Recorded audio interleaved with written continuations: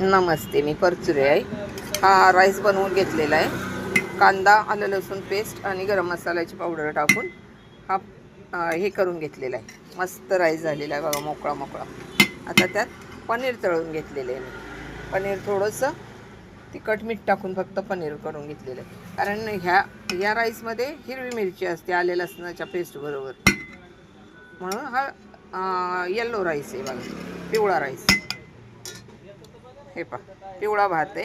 आणि हे लाल मिरची पावडर टाकून पनीर करून घेतलेलं हे ह्याच्यामध्ये मिक्स करायचं, म्हणजे डबल फ्लेवरचं आपल्याला हे डबल फ्लेवर राईस मिळतो.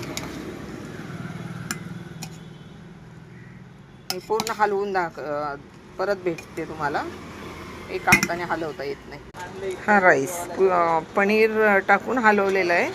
पनीर पुलाव म्हणतात त्याला. मला आज ऑर्डर होती म्हणून. आता कोथिंबीर टाकलेली, आता हलवते. आता ऑर्डर जाईल माझी 1:30 वाजता ऑर्डर जाते. मी एकटीच असते. जरा सबस्क्राईब करा ना. मी एकटी एका हातात मोबाईल घेऊन तुम्हाला रेसिपी दाखवते छान छान. हा पुलाव केलेला आहे पहिला, आलं लसूण पेस्ट आणि हे घालून.